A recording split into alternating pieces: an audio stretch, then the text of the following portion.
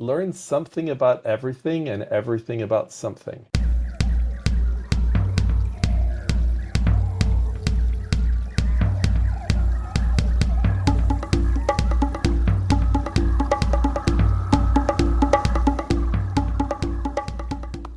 What's up? How you doing? What's up? Welcome back to the Wild Business Growth Podcast. This is your place to hear from a new entrepreneur every single Wednesday morning who's turning wild ideas into wild growth. I'm your host, Max Branstetter, founder and podcast producer at MaxPodcasting. And you can email me at Max, there's a little squeak there, and you can email me at max@maxpodcasting.com to save time with your high-quality podcast. This is episode 185, or Uno Ocho Cinco. And today's guest is David Perry. David is an absolute legend in the video game and entrepreneurship. We'll call it video gamepreneurship, e-commerce ship space. And he was the co-founder and CEO of Gaikai, which was acquired by Sony and turned into Sony's PlayStation Now, where you can play video games over the cloud. Crazy cool stuff. Before that, he was a longtime video game developer, including games like Earthworm Jim, Teenage Mutant Ninja Turtles, games for The Matrix and The Terminator, and many, many more.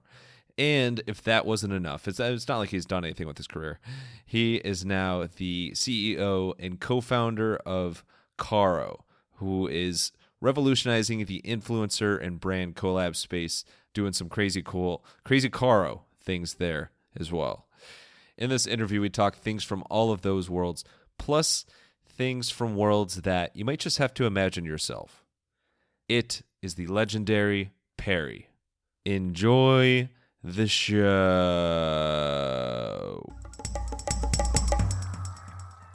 Alrighty, we are here with David Perry, a legend in the video game space and entrepreneurship space who now with Carro has gotten into e-commerce and Shopify and influencers as well space. David, really excited for our conversation today. How you doing? Oh, I'm great. Thanks so much for inviting me. Of course. And that was the interview. So you did great. No, we're going to get into some really cool and breakthrough things you're doing with Carro. But before that, of course, I mean, as a kid growing up with video games, I still love it's just crazy how much the video game world has blossomed and it's taken on a whole other meaning. But I grew up with some of the stuff you touched, including Earthworm Jim. So shout out Earthworm Jim. But Groovy. what is the most difficult part of designing video games? Well, that's a good question. So there's two sides. There's are you making the game for yourself just to have fun, or are you trying to actually have a business? Because those are two different discussions altogether. So one is, hey, I got this crazy idea and it's going to star a goldfish and I'm going to do whatever I'm going to do. And, the reality is that might not sell. And then the other is, well, actually, I have this licensing deal for a movie that's going to ship on a certain date. And now you're under intense pressure to deliver a great game by a certain date. And that's very hard. So, you can see how it's really down to what is your goal. And so I found in my career, I did both. I would make something just for fun because I wanted to make it. And then every now and again, we would do a movie deal. And the movie deals would pay for the time when you're just experimenting. That worked out really well for me. Yeah, it's a beautiful thing when you can get some funding to experiment. I think that's a good place to be. How did you learn to design video games in the first place? What happened was I was in school in Northern Ireland. So I'm actually from Belfast in Northern Ireland. And yeah, we'll get to that later, but you do an incredible job of hiding your accent. yeah, my accent got so beaten up when I got to America. I was sitting in a room full of Americans and they kept going, huh? Huh? And I was like, oh, I better fix this. And so I ended up getting this weird in between situation going on. But anyway, there was no video game industry in Ireland at that time. So I was trying to sort of learn what I could from magazines and things like that, trying to get to see what computer code looked like. The graphics, I had a Sinclair ZX81 In America, that was called the Timex 1000. It's a little black and white computer with 1K of memory. And so I was trying to make games for that. And I found that, it was initially you have the problem of, I don't know how to program, so I better learn how to program. And then the second part is I need to work at how to make this fun because it's not fun right now, this game that I'm making.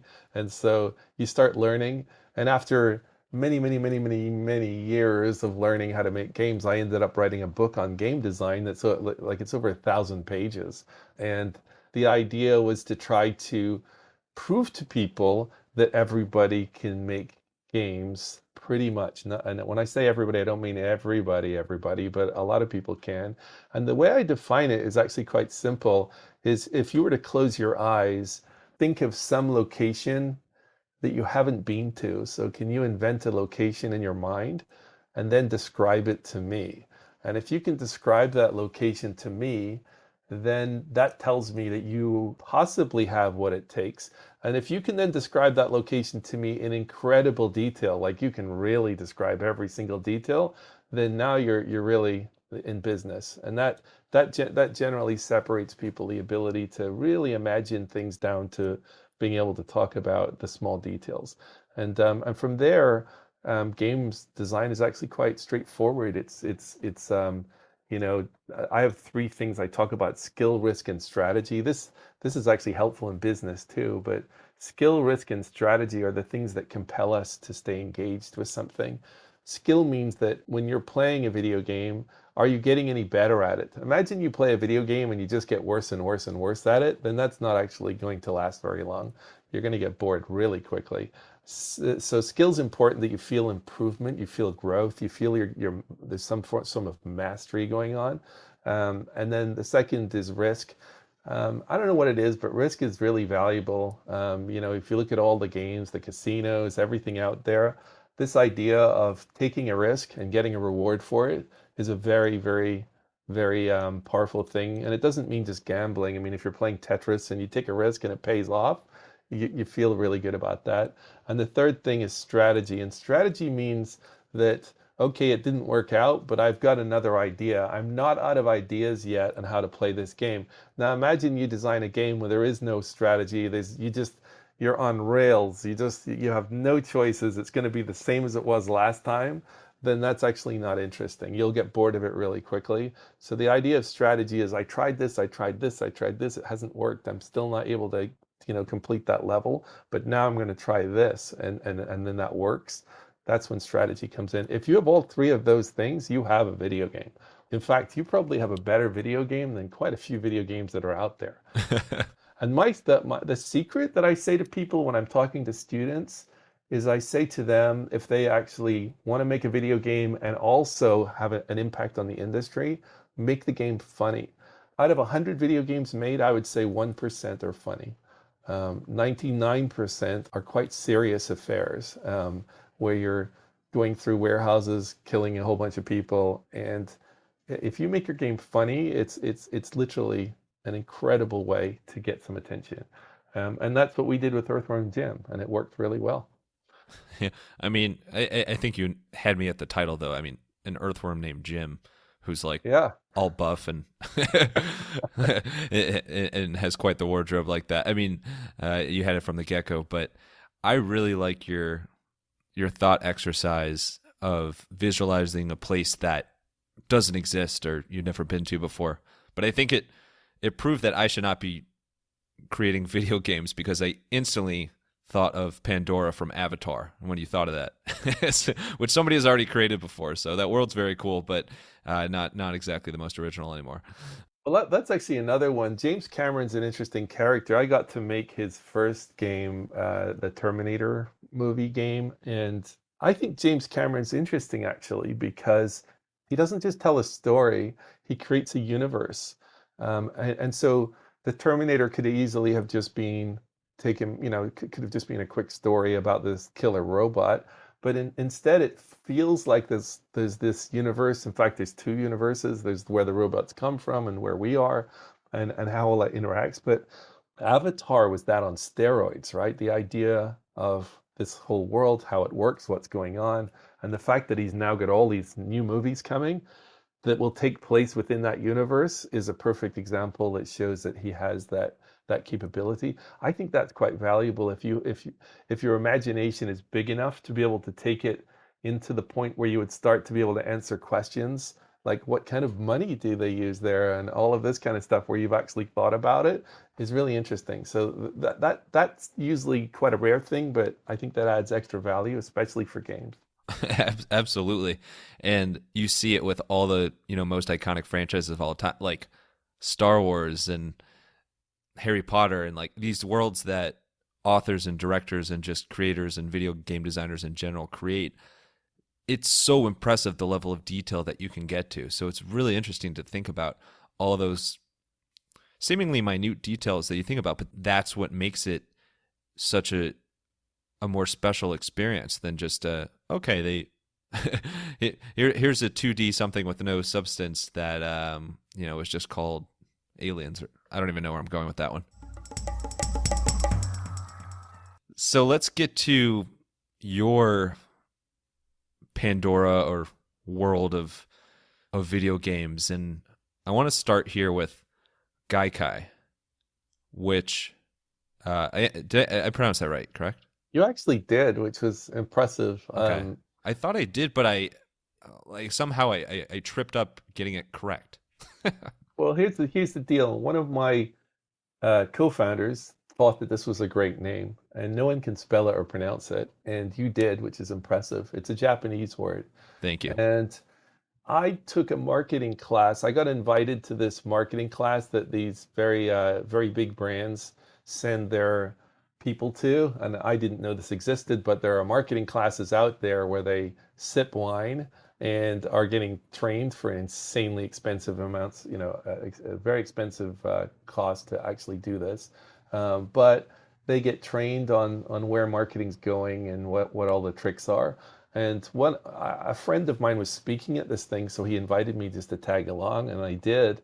And I found it fascinating because the discussion was about Mystique Marketing and this idea of some people being on the inside of something and some being on the outside. So if somebody pronounces Versace and somebody else says Versace, and they get it wrong, then the people who know how to pronounce it correctly feel closer and more, I don't know, somehow more associated with the brand because they know how to pronounce it. And so imagine I go to this weird marketing event thing, and then I come back and my co-founder wants to call our company a strange, hard name. I was like, this sounds like a clever idea, so let's do it. And we did. And of course, we struggled the entire time with everyone pronouncing it wrong. But what was so fascinating about it is that it's actually a Japanese word, and we ended up getting bought by a Japanese company. And it was you wrote it into the future. You called your shot. Yeah, and they really appreciated the fact that we seemed to like Japanese culture because not only was the name of the company Japanese, but the name of everything that we built internally was also Japanese. So all of our technology, we even named our servers with Japanese names and things like that. It became just a fun cultural thing, but it turned out to be actually valuable, when they were considering buying our company. There you go. Well, I'm going to start working on a company that uses completely Northern Irish slang in case you're interested in investing. There you go. Comes full circle. That's incredible, this idea of Mystique Marketing. Now that you mentioned Versace, but there's a lot of brands like that, especially in kind of the Silicon Valley startup era, where there's some names that you're like, oh my God, people are probably all over the board with how they pronounce it. But there's that level of discomfort there, but it is a welcoming feeling when you know that you can pronounce something right or you have a good understanding of something. That Mystique Marketing, I think, is exactly how my fiance Dana feels when I mispronounced Chianti and it's Chianti. That was early on in our relationship, Exactly. But we've come a long way. It's just a funny thing. It's interesting. So yeah, that's what we ended up. So Gaikai, no, I'm just kidding. So Gaikai, you were a video game designer for many, many years and worked on games in a number of different spaces, a number of really cool characters and Earthworms, as we mentioned. But what made you get interested in this idea of video games over the cloud? what happened was a friend of mine bought the name Acclaim. Acclaim was a big video game publisher in the past. They made NBA Jam and things like that. Oh man, I just got so much nostalgia when you said that. By the way. Yeah, and so imagine, he was thinking he wanted to bring Acclaim back, and he asked me to join him, so I joined him to help him do that.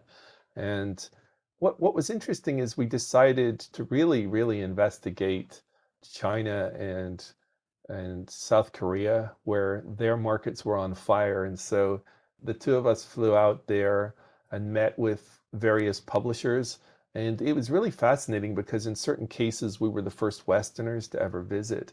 And they have government agencies that they really want their companies to do business deals with American companies. So they actually, it's hard to explain, but they literally, imagine you were going to go to South Korea for meetings. I think the company was called, the organization was called Kotra. But imagine you didn't know who to meet with. You don't know the CEOs of all of these South Korean video game companies, but they actually set up the meetings. And not only did they set up the meetings, but they set it up with the CEOs. So you're meeting with the CEOs of all of these companies. And so the result was that we learned a lot really quickly about what was working and what wasn't working in Asia. And they were doing some very clever things to do with making video games free, and then you pay later. So instead of charging $60 for a video game, they charge nothing, and then you would pay later in the game. And so we found this very interesting. So we decided to. I started giving speeches about this in the West, about my experiences and what I was seeing and what I was learning. They had interesting games. This is the same idea of like I remember when I was growing up, like Call of Duty was so big. I mean, you had to buy the game at first, but after you bought the game, you could buy like bonus maps that you could play in, and there were like different things that you could do to plus up and pay once you're in the game. Is that kind of what you're talking about? Yeah, what they and what we learned from the Asians, because they were doing this for so long, was that they realized that people will pay to save time. It's the most valuable asset we have. So here's the point: is in America, we would make a store and offer you lots of different, logos you could put on your sports car or something like that. Over there, they would say, oh, I see you're walking everywhere. Would you like to buy a horse? Right? What they learned really quickly was anything that saves time would sell really well. And anything that was just vanity, meaning it's just, a logo for your suit of armor, doesn't sell very well. And so you could, in a way, save a lot of time not building lots and lots of pointless vanity items and instead sell things that actually impact the growth of the character or the player so they feel like they're getting somewhere faster. That's what actually sells. And to be clear, you don't have to pay for these things, so you can play for free.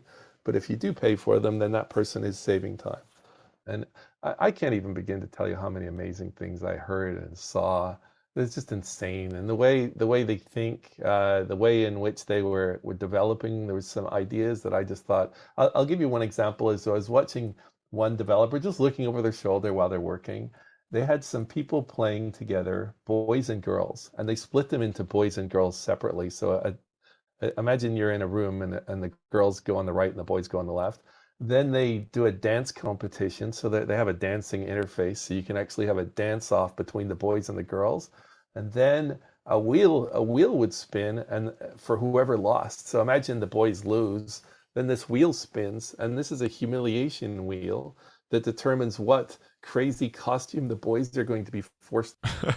All their avatars are suddenly dressed as giant pandas, and they can barely walk because they're wearing giant panda suits. And all the Right. girls are laughing because not only did they beat them, but they humiliated them.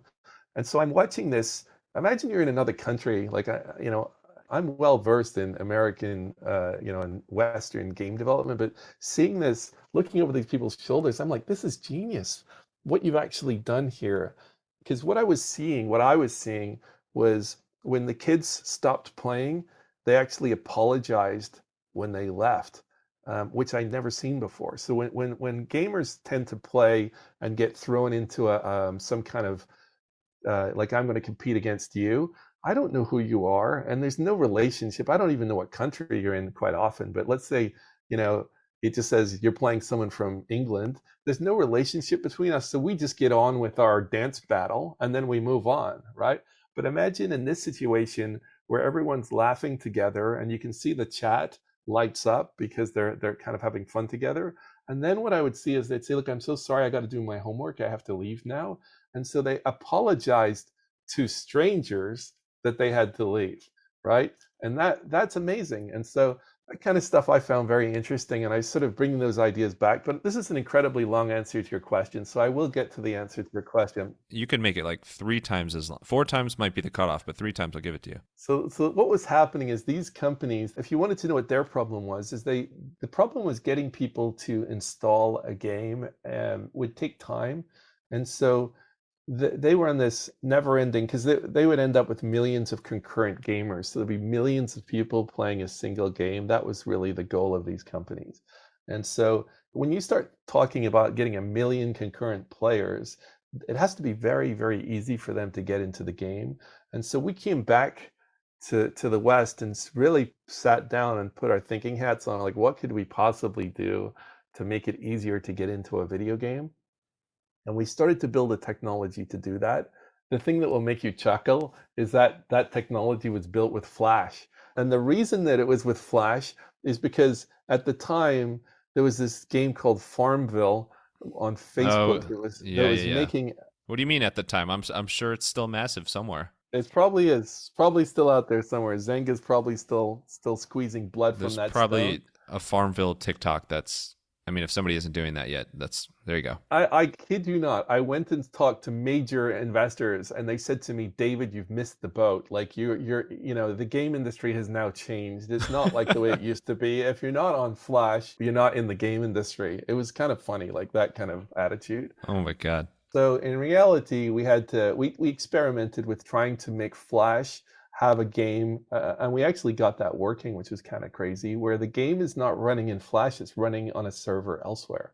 So the game is running on a server, and then it would just appear out of nowhere into Flash on your device. That was cool, but I ended up giving a speech. The Dice conference, they gave me the opportunity to speak at that, and I did. And I talked about what I think is the future is when games, basically the tagline I was sort of ended up going with was everything everywhere instantly. So this idea that every video game, you know the way when you have digital music, you can have Spotify, for example, and it can have just an enormous amount of songs. Why can't we have that for games? Why can't I just have all the games, in my hand everywhere I go? And Yeah. so that was the idea, and I explained it. I explained the problems with doing it. But then I had these engineers reached out to me from the Netherlands, and they saw my speech.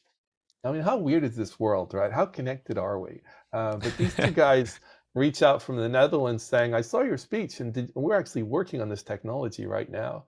And so I'm like, "I don't really believe you. I need to see this." And suddenly I was playing Mario Kart, in a browser served from the Netherlands.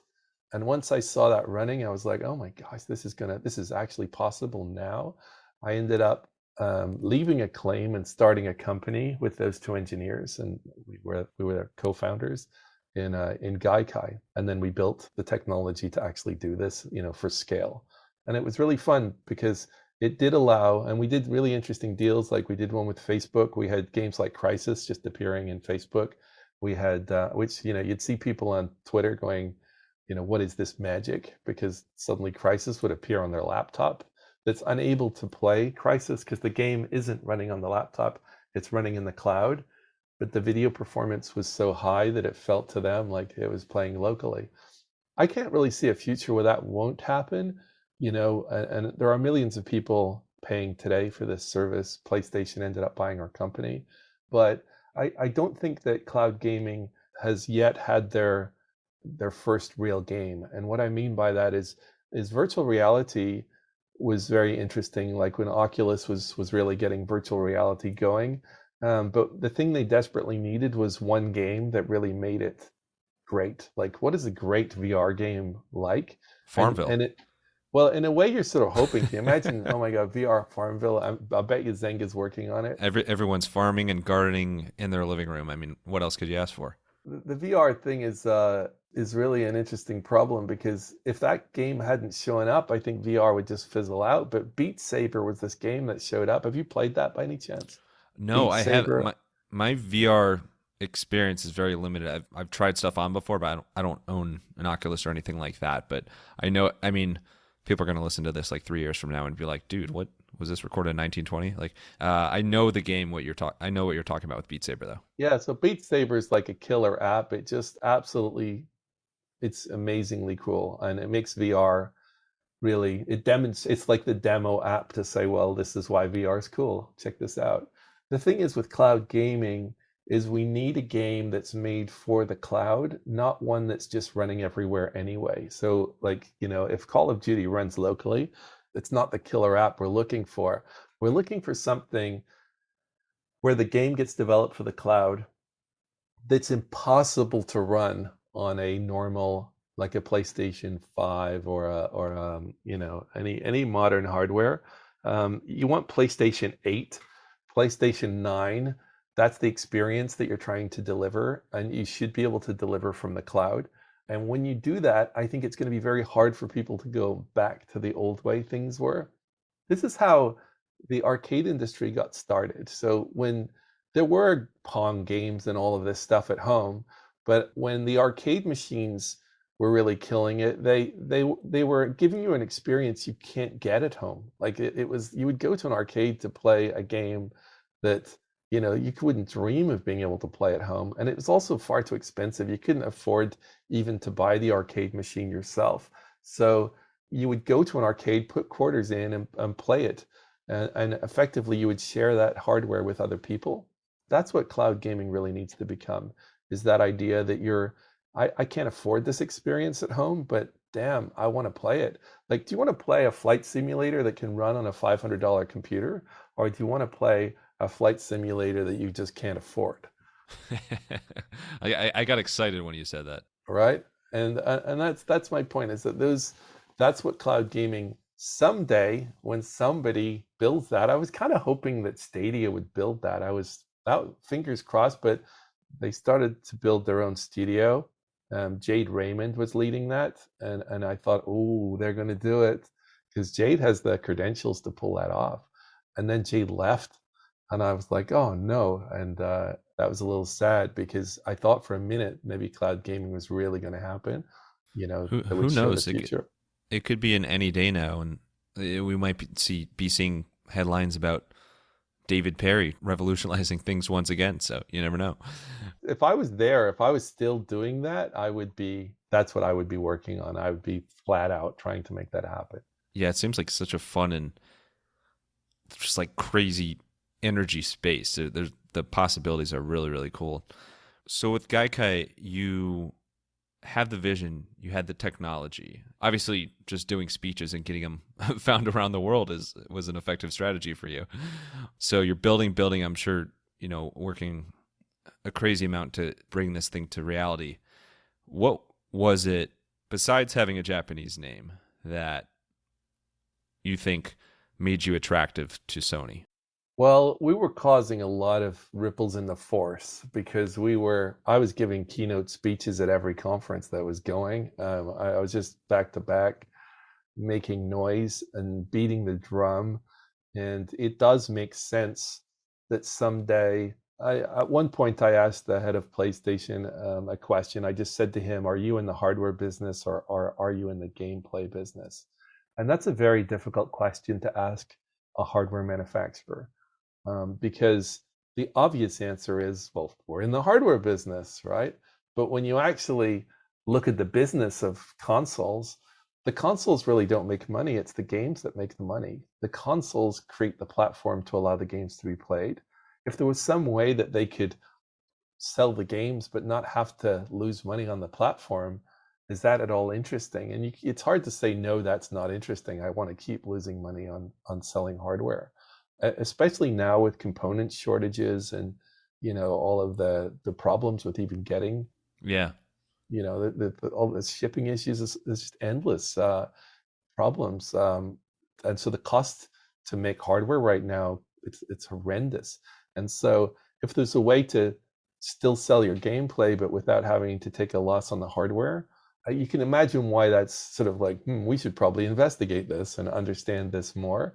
The other thing it does is potentially open up reach, because you can get to more devices. Like you can place an example I kept saying, which I'm stunned that Stadia hasn't done, is you have this YouTube. is like the anti-Stadia, not anti-Stadia, but No, this is like the opposite Stadia podcast I here. am very close friends with Phil Harrison. I love Phil Harrison. He's a rock star. So nothing wrong with that. What I'm saying is that if you own YouTube, which they do, then why on earth aren't they making it so that you can be watching a game being played in YouTube and just click a button and join, right? That to me is just this low-hanging fruit, is this idea of any video on YouTube should actually be playable, right? You should actually be able to go play that right now without even leaving YouTube.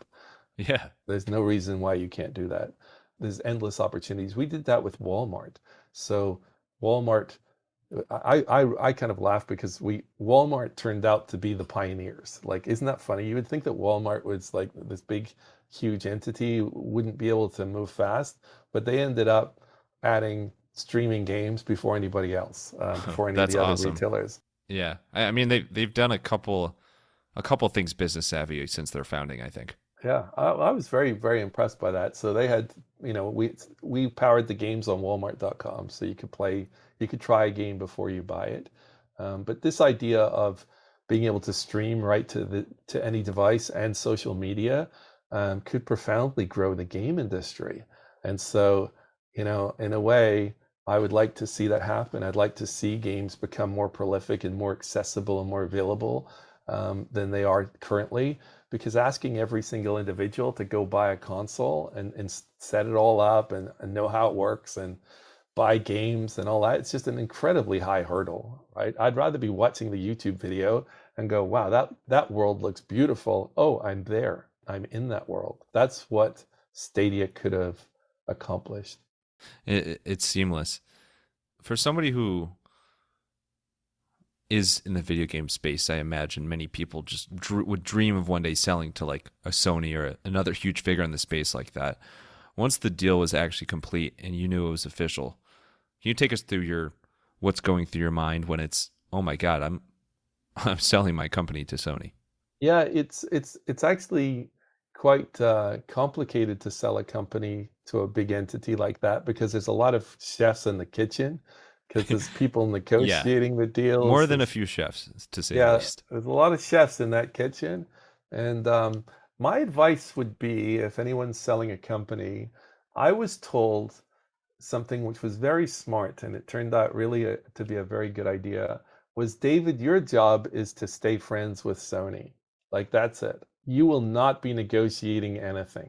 Do not start negotiating with Sony, because if your relationship with them becomes testy, where you're sort of fighting over stuff or arguing over things, that's not the relationship you want to have. You want to be, you know, here to help Sony prepare for the future. And that's all your role is in this deal. And it's really honestly, I've told other CEOs, like, when they're close to selling, to start thinking that way. How can you stay aligned with the people who are buying you, and just let the business people do the business work behind the scenes? Like, there will be negotiation, but in reality, the head of Sony at the time, and for me, we had to stay aligned and focused on the future, and that worked out beautifully. So I have to say, Sony handled that whole thing, close to perfectly. It was a wonderful transition. It was a very fun process when you finally get told that the wire has arrived. It's hard to explain. It's kind of a very exciting day. The wire's coming, and then finally the wire's come. It's like you're getting your first paycheck at a fast food joint in high school. Probably very similar. Yeah, well, it happened. I've had this multiple times in my career, but it happens differently every time. So an example was when we were trying to get the rights to the Matrix movie. The directors had to sign a piece of paper to approve it, and that piece of paper, what meant that I or my team were able to make the Matrix games. and the directors were busy. They were on set shooting at the time. And so, but I need that signature or we don't have the matrix. And so Yeah. somebody walked over to them to get the signatures. And I'm sitting in America and they're on set. I'm trying to remember where they were shooting. I think it was Australia or somewhere, not where we were. And I'm sitting there with a fax machine. And as you know, fax machines just aren't really a thing anymore. But for the Matrix, fax machines were still a thing. And so I'm staring at this fax machine, waiting to see if this person can get the signatures. And they did, and then boom, there goes the fax machine. So it's kind of weird just watching a piece of paper pop out of nowhere, which is so incredibly valuable to you. Like so important to your career. Those moments are pretty interesting. And you know what's so funny is I didn't record any of them. So I'm so dumb. I mean, the amount of situations I've Hey, been hey, in, you take that back. if I just pull the camera out or I can't believe how many things I didn't document. But those were all very important moments that happen. And of course I remember them, but they're pivotal. And what's interesting is like, when you're doing your podcast, you're not going to be aware of that, but there's going to be some times you've made connections for people that may change their lives because somebody got to hear this thing and that caused them to contact them or to reach out to or tell somebody else about it or whatever. It's amazing how what you're doing, you won't be aware of it, but you'll probably actually really impact some people's lives over time. And I think that's a really fun piece of how the world really works is these deals and things just occur, but when they do, they're very exciting. Yeah, I appreciate how it works in the podcasting world as well, because you might not know someone's even listening to you, and then you hear after them listening to weeks or months or years, like how much one specific episode was valuable to them or changed how they think about things. And all sorts of podcasters talk about how people have just come forward and thank them for how meaningful it's been. It's a funny thing that you might not hear it for a while, or you might not even know it's happening, to your point, but it can be so impactful. So it goes back to what you've done through your career, but the connected world is just, it's pretty miraculous. If you are looking to create a connection with your audience, and maybe it sounds weird like how I'm saying it right now, or maybe it sounds totally normal. Anyway, if you're looking to create a connection with your audience, with your consumers, clients, potential clients, in podcast form, in audio form, hit me up, Max at MaxPodcasting.com. I will help you turn those ideas or little sparks, potential ideas flying around in your head, into real life audio, beautiful podcast form that can do some very, really, really cool things for you, your business, and your listeners. Email me at max@maxpodcasting.com to save time with your high-quality podcast. Now, let's talk about David's latest business, since he's just such a slacker. Carro, what you're up to today. Carro is not quite video game space. We're going to e-commerce and influencers and Shopify space. So Carro, you describe it as, I'm going to butcher this, but something like rocket fuel for influencers and brands and e-commerce. How did I do with that? Was it close enough? You just came up with our new tagline. Thank you. I think I took it from you, so you did, but I'll take credit for it as well. Yeah, that wire will be coming soon. No, I'm just kidding. But I think it's really cool what you're doing, and clearly there's something about this influencer space that piqued your interest. So what was that in the first place? The actual sort of events that caused me to get interested in influencers was, number one, is I kept buying things because they recommended them. So I would like a certain photographer and he would say, this is the best light ever. I would buy the light and then go, that's a great light. Like, this guy's right. What else is he recommending? And, influencers are out there doing their job, and they tend to be taste makers. So they can do it not just with things, but with clothing, and sometimes we'll just say things to you that are really valuable. I once went to I'm a little bit of a weird character. I like to learn a bit about everything.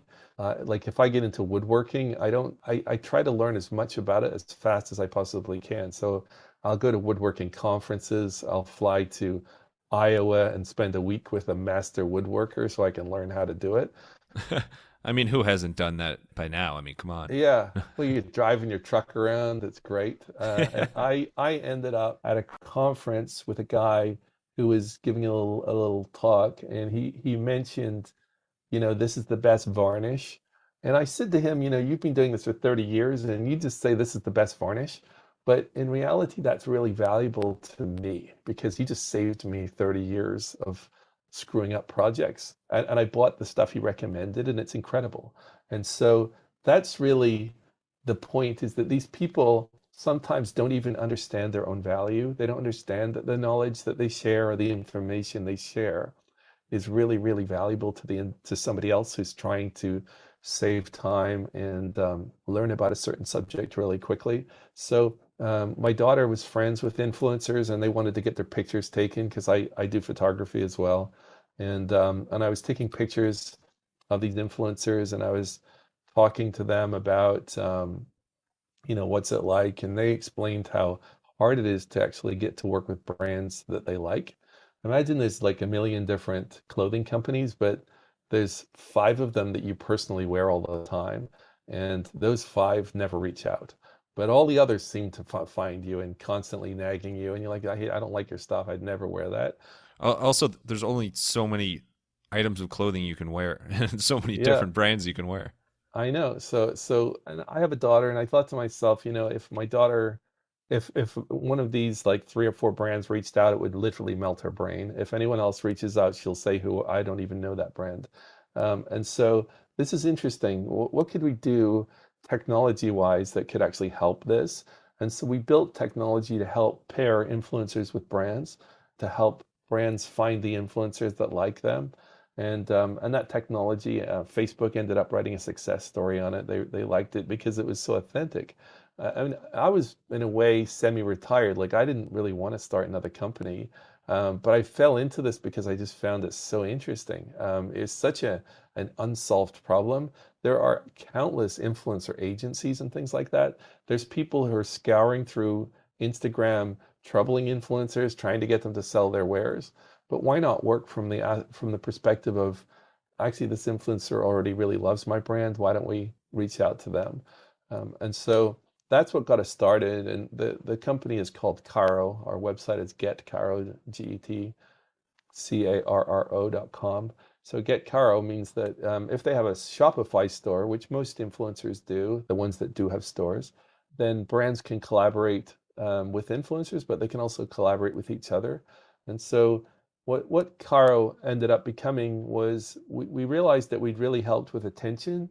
It turns out, by the way, attention is the most valuable thing to brands. It's kind of interesting. If you think about Yeah. it, You mean from their like KPIs and how they assess things?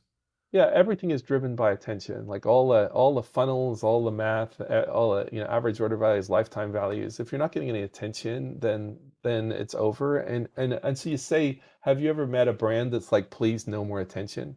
Like, how much attention would you like your podcast to get, right? And the answer is more. And then how much more? Well, more than that, and more and more and more and more and more and more, please. Yeah, so the problem is that if attention is this insatiable desire that all brands have, then who supplies it? And the answer is, well, Facebook and Google, and they charge a lot of money for that. And that usually determines whether a brand can live or die, can they afford the attention? Well, who's got a lot of attention? And the answer is influencers. They have an abundance of attention. Sometimes they have so much attention that, like, if you have 15 million followers, you actually have a bit of a problem, like, because you have to keep coming up with content constantly to entertain them, and that's hard. So never, ever, ever assume that being an influencer is an easy thing. It's a very hard thing to maintain and grow and grow and grow. Is extraordinarily hard to keep coming up with fresh content to keep everybody, interacting and interested in you. But people do. And so that whole sort of opportunity space there. We sort of thought to ourselves, this is great that we've managed to introduce all these people, but what if we were to find a way to actually wire them together so that influencers could sell brands products, and maybe brands could even sell brands products. And that turned into this whole conversation on, it's quite shocking when you actually talk to a brand. Maybe they sell spaghetti, and I'm not kidding. You'll talk to someone and they just make spaghetti. That's their brand. I make spaghetti. And someday I'm thinking of adding another flavor of spaghetti. We're going to have like this other version. And but it's spaghetti too. The Bizarro spaghetti. So the conversation goes something like this, well, I see you sell spaghetti, and what are your plans for the future? We're thinking in the future of having another flavor of spaghetti. Then you say to yourself, well, when you buy traffic to come and look at your spaghetti, that traffic better like that one spaghetti option that you have, or that those two different flavors. That's a lot of expense to move people to a website, crossing your fingers and hoping your spaghetti converts. And so then you look at their website, and their website is filled with recipes that look fantastic, by the way. Beautiful product shots of these meals which have spaghetti in them, but that are beautiful cutlery and plates and tables, place settings. They have all these other ingredients, of course. But then you say to the CEO, so you're going to sell that other stuff, right? Because people today, what's actually occurring is someone's buying your spaghetti, and then they're actually opening up another browser, and they're going over to Amazon and to other places to try to find all of the things that you tease them with that they want, but they can't buy from you. So why wouldn't you start to think about adding those other products to your store? And this is what made Carro grow. We have over 30,000 brands now. And what happened was we said to them, like, you're selling bicycles. We have lots of helmet companies. Can we please put some helmets in your store?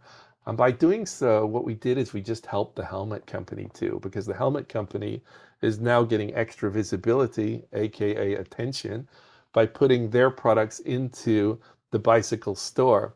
If we can get their helmets into 10 bicycle stores and 10 skateboard stores, they're getting all of that traffic and attention for free. And so you can see how working with influencers is a really great way to get attention, but cross-selling with partners and brands that you like. And so you say, well, how much traffic is there in our network today, right this moment? We have 350 million visitors a month hitting just the brands that have installed Carro. And so those brands are open for business. If you want to partner with them, you can partner with them. You just got to, of course, have something that they want. But that opportunity, I think, is absolutely enormous. There are millions and millions and millions of brands in the world, and to help them sort of collaborate. So we came up with this tagline, sell more together, and that's the mission we're on. It's kind of an interesting thing in business these days is you can build companies that you don't actually have to have any products. So we as a company, we don't put things in boxes. We don't have warehouses. We don't have that. It's a bit like Etsy. Etsy doesn't have products. Etsy enables people to do business. Uber enables people to do business. It's like a wiring system that allows cars to be driven and people to be taken to places. Right. It's not even their cars. What do they say?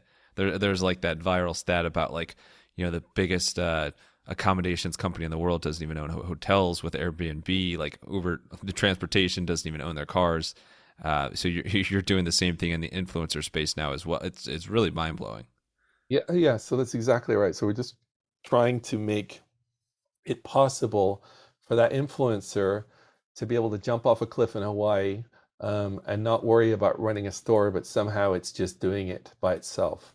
That's both aspects of that sound magical. Yeah, no, and that's the real world, right? They need to keep creating content, but they would like to be able to think when they're sleeping tonight, someone's buying something from their store. It's very different from the way it used to get done. So the way the influencer industry worked when we first got started with Carro was a lot of them would just send their clicks over to places like Amazon. And so that means the influencer is being treated as an affiliate. I'm sure you get affiliate offers all the time. And affiliates basically mean that they know that you're just, in a way, you're not that important to them, but it's cool. Sure, if you send us clicks, we'll give you some of the sale. Amazon publishes those numbers. and they give between 3 to 5% for just about all the categories, nearly every category that the influencers sell. And that 3 to 5% has an interesting twist to it. The influencer doesn't get to keep the customer. So the influencer found somebody, convinced them to buy, let's call it an e-bike, and then they send them off to Amazon and they get 3 to 5%, but they don't own the customer. If they send them to Carro, into their store, not to Carro, but to their store powered by Carro, then they get to keep the customer. Now there's a big paradigm change here, which is they just found a customer and closed the sale. That makes them the retailer. So what we're doing is we're upgrading influencers from being affiliates to retailers, and they get usually around 30 to 40% of the sale, depending on what the product is. So it's up to the supplier. But generally, it's, there's certainly going to be cases where you get influencers making 10 times more by working and having their own store than just sending their clicks off elsewhere. And a 10 times improvement, is that interesting to you? Well, it should be. But most importantly, you own your customers, which means that, let's say you sell 100,000 e-bikes, then they're your customers, which means you can remarket those customers for things relating to e-bikes. And you can imagine all the other companies that are going to want to work with you. It's insane. Like the value add. And here's the twist of the story, is that the big influencers know this. So all the top agencies, United Talent Agency, all the large agencies already know this. Their influencers are already building stores. The Kim Kardashians and everyone, they've worked all of this out, but the 99% haven't. And the 99% is our opportunity to help and to try to help them do this, with minimal effort. And so that's why I'm, for some crazy reason, never went into retirement. I find this kind of fascinating. I think this is a huge opportunity. I think so. I mean, you're going to be excited about it. I think it's a good crazy reason that you didn't go into retirement. So here we are. All right, let's switch gears a little bit. Let's get to a fan favorite segment called the Wild Business Shoutout of the Week. The Wild Business Shoutout of the Week! Wild Business Shout of the Week. This is where we talk about a creative marketing campaign or approach or launch approach, or, in this case, something in the video game space. So there's a story you have with when you were launching a video game for Aladdin that you wanted to share today. You mind taking us through that? It's an interesting question, because I've launched a lot of different things over time, but there's sometimes you're not involved, meaning that I made the Aladdin video game, I programmed it, but I ended up being invited to the launch and I knew nothing about what was going to go down. So imagine you're just given an address and this is where the launch is going to happen. And it was actually during a conference. I show up at this place and I go in, and I get in the elevator and I go to the wrong floor. So I go to the wrong floor in the elevator, and the door opens, and I'm talking the entire floor of this giant hotel everyone was in Aladdin costumes, like in the genies and the all the animals and everything. And I'm literally like, what is going on? And so I go down to the right place. I go in this room. There's 1,000 of the world's press. So you've got the press from everywhere coming to see the launch of the Aladdin video game. I'm like, what? And I realize this is what happens when Disney's involved, right? I've launched so many video games, and it's so hard to get attention. But when Disney does something, then boom, it's such a different experience. And so out comes Jeffrey Katzenberg on stage with a lion cub. Because the next thing was the Lion King, and he's talking up and doing this, and then out comes Richard Branson, the head of Virgin, and Richard Branson tells us a story, and I think he showed a video at that one, but he basically, I don't know if you know, but Richard Branson nearly died in a parachute accident. He's got some of the craziest life stories ever. I mean, he's like dodged hurricanes on his island, like, yeah. Oh, big time. Yeah. So he basically, he was in a parachute accident. A guy saved him. And part of the story is about how he went straight back up and did another parachute jump because he didn't want to be scared for the rest of his life of parachuting. And the guy that saved him, of course, was, got a job instantly at Virgin, and got taken care of. Now that is how you nail a job application. Yeah, that's how you get a job, is you save the CEO during but long story short, the head of Sega was over from Japan, and he was there in the room. Like, I got to meet literally the CEO of Sega. It was ridiculous. And then in the middle of this event, the doors swing open and in come all of these costumed Aladdin characters. So they had a whole like singing, dancing thing. And I at the time, because you got to remember, we just make the video game, but and this game could have been called Jumpy Boy, and no one would have cared less. But by doing it with Disney, it was spectacular. And so that's the kind of thing that it becomes a little bit of a drug. You want more of that. You want to experience those kind of things. Later when I got to do the Matrix game, we had the same kind of thing where you had the green carpet, Hollywood. We had, I think it was Tiesto did the music. He was like the DJ doing, for our party. Oh my God. Like it was like ridiculously cool. And so the game industry just has the most interesting and crazy. Just to explain that a little farther, the game industry, when I first would do business deals like in Hollywood, I would come to Hollywood and I would sit in a room with a whole bunch of executives that didn't play video games. They were kind of old, and it wasn't really their thing. And so I kind of felt I would sort of look at the room and just go, I don't think these people are interested in the industry at all. And then over time, the people that grew up playing video games ended up being the executives at these companies. They are every sports person in the world grew up playing video games now. Right, yeah. They're all fully compliant, understand why games are cool. Every musician has grown up that isn't old. Every musician has grown up playing video games. And so the whole world opened up to us. And I literally got to experience that, the difference. I once got asked to go and visit Michael Jackson because he wanted to play our game before anybody else.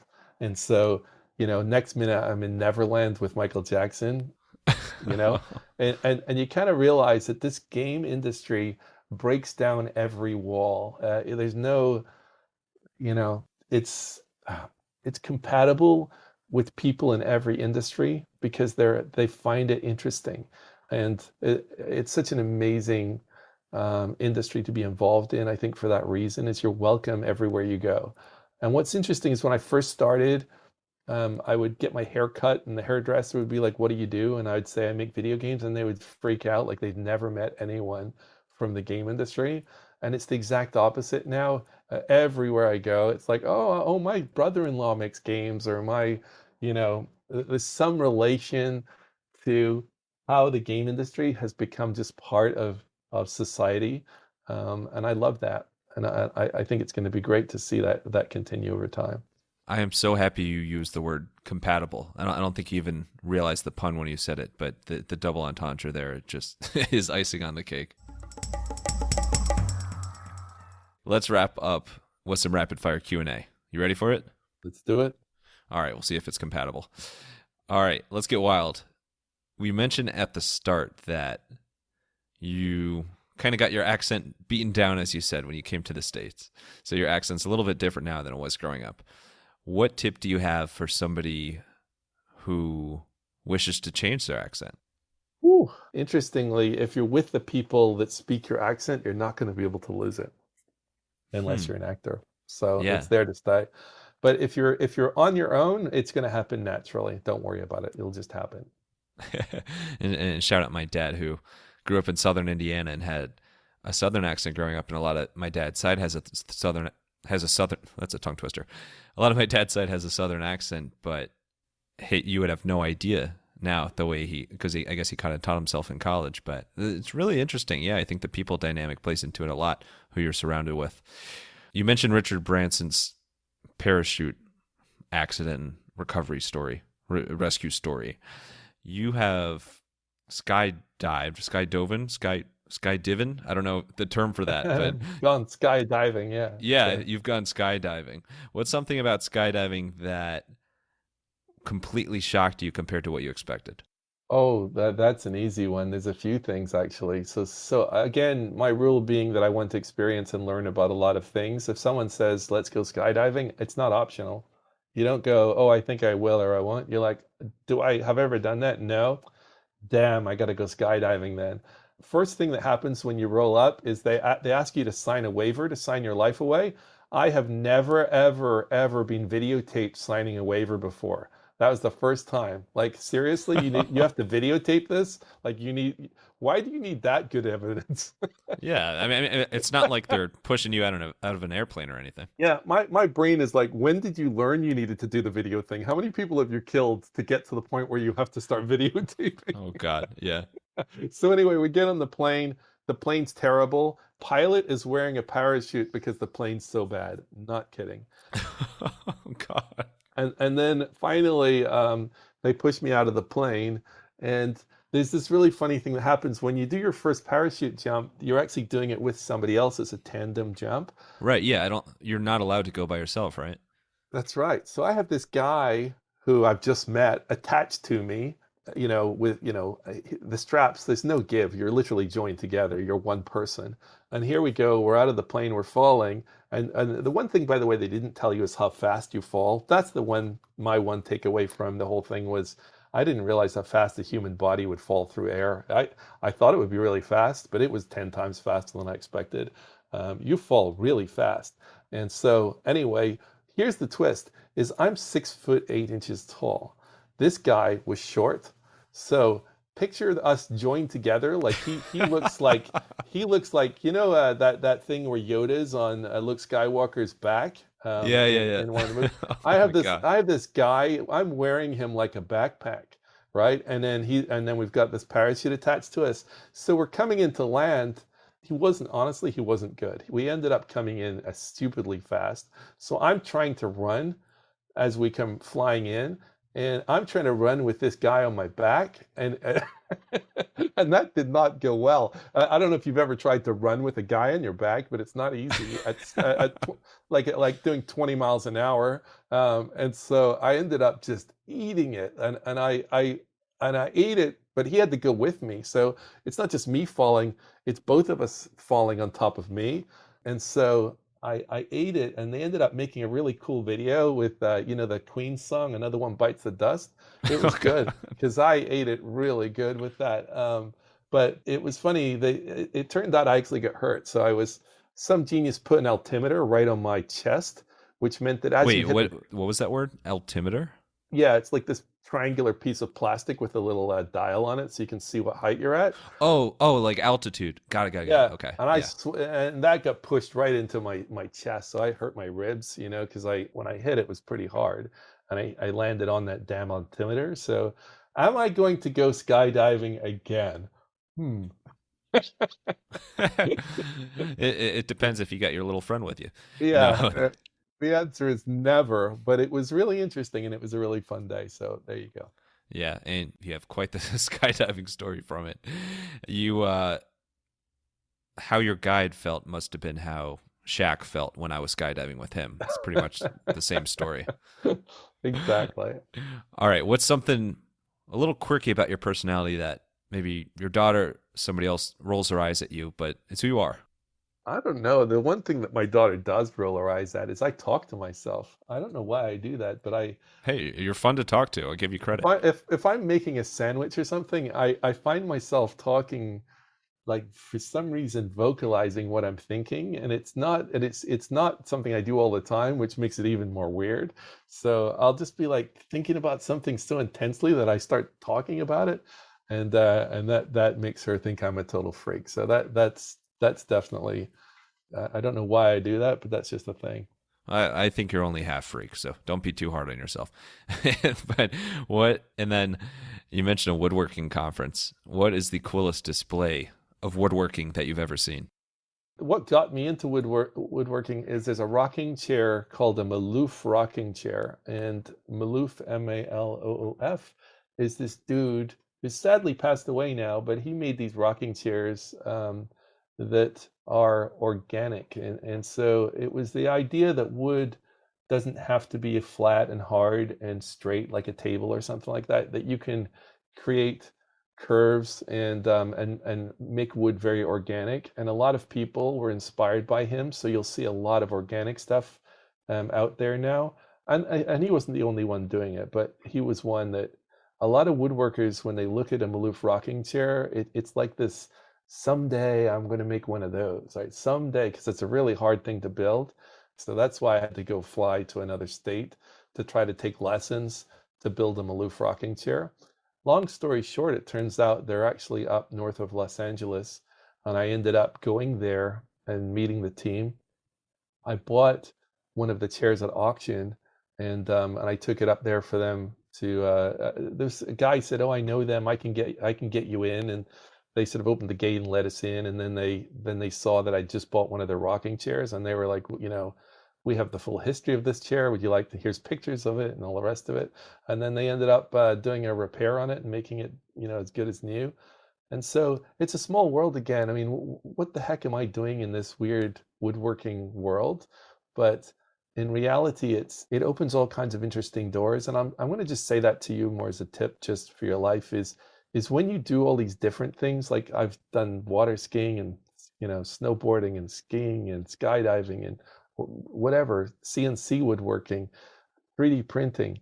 If you do lots of things, it means that when you meet people, you're going to meet people and have something in common with them. Because they're going to say to you, "Oh, I play golf," and you're like, "Oh, you've hopefully got some golf stories or some tennis stories or whatever it is they're into." You want to be able to have a rapport with them, and if you can do that, it's incredibly helpful in your business life. Incredibly helpful. I love that. Yeah, it's magical. And I'll parallel that to the podcasting world, or if you're doing any sort of job that involves interviewing and meeting lots of people. Every one of those conversations undoubtedly has stories like you've shared today that just spark something in you, and you want to share with people when you come across somebody that's interested in that subject area, or you can refer them to people that are experts of all these different areas. So yeah, there's real magic in being open to new activities and meeting new people and having these conversations. And there's got to be some sort of weird woodworking wild world award that we got to give to you, David, because you have some of the most fascinating hobbies and open-mindedness to these activities I've ever come across. No, I mean, podcasting's the same. I love it, right? So what happens when I'm at an event, like here's to give a clear example, I'll be at an event where I'm speaking on stage, but I'm actually paying attention to what microphones they're putting on me, and I'm interested. I'll talk to the audio guy about his setup.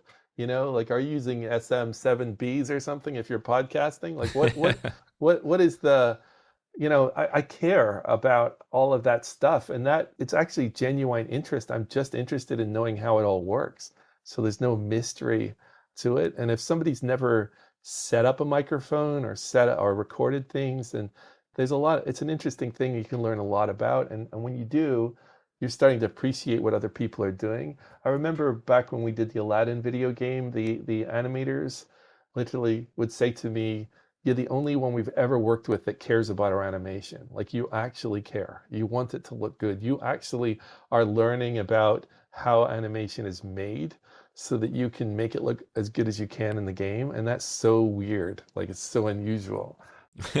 You're so weird. No, yeah, Yeah. that curiosity is, I think it brightens people's day when they see you have a true curiosity for something, or take an interest when they're in that work, even if it's something completely different than what you do. So I'm all about that. I'm totally with you on it.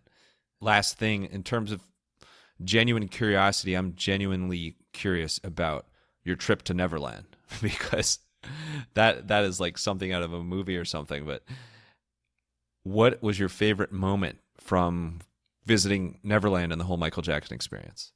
So I drive up to, I mean, literally they just gave me the address, and I just drove there, and I drive up to Neverland, and I get to the house, and there's an elephant walking around with some dude, and I'm like, okay, this is interesting. I go inside, and they say, Michael will meet you in here, and this room has really elaborate furniture. And I'm standing there waiting, and in he walks, and he's got some black plastic bags, like trash bags, and he hands me one, and he says, "Put this on, because we're going to have an egg fight." And I'm like, "Wait, what?" And this butler dude walks in with a whole tray of eggs, and we went out into the back garden, and he had all kinds of interesting people there, but his kids, of course, and some other people, his movie director and stuff. And we ended up having a full-on egg fight. Now, I'm just asking, and I'm in Michael Jackson's home videos having an egg fight. And I ask you this question: when was the last time you had a full-scale like egg war? Yeah, I don't. God, I don't. If not ever, maybe probably less than age 5. But Yeah, I don't ever remember. So that was how it started with him. Like that was straight out of the gate, and it was just interesting experience after interesting experience. And he really liked. We got along, and we ended up agreeing to work on a video game together.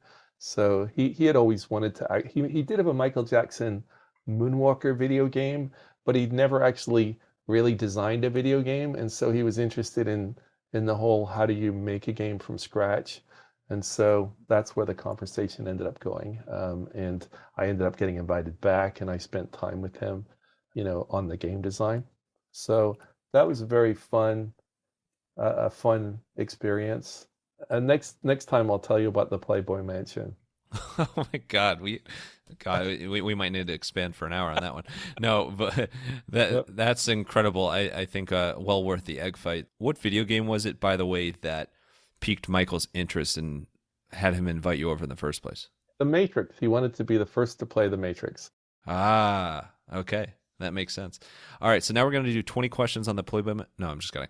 No, David, this has been out of this world. I mean, it's literally been to Neverland, and it's been to Pandora and worlds that expand our boundaries. So this has been so cool, and everything you're up to from the video game world to Carro is just really, really fascinating, and just love the stories that you have to share. So thank you so much for coming on and being so generous with your time.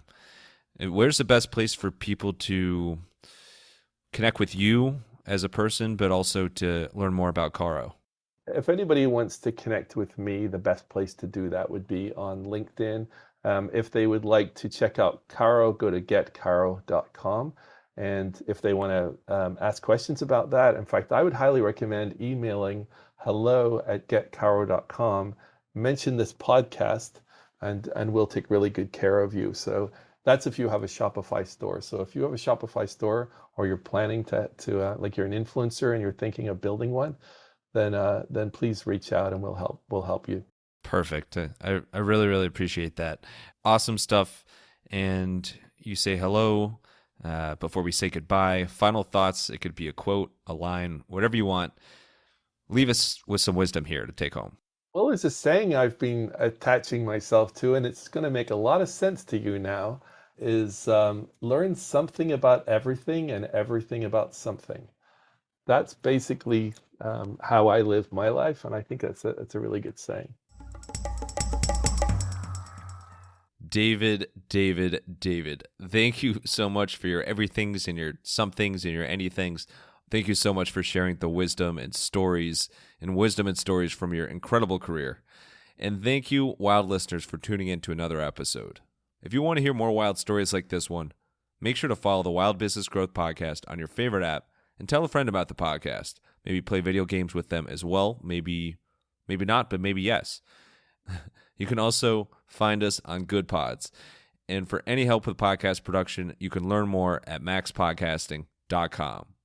Until next time, let your business run wild. Bring on the bongos!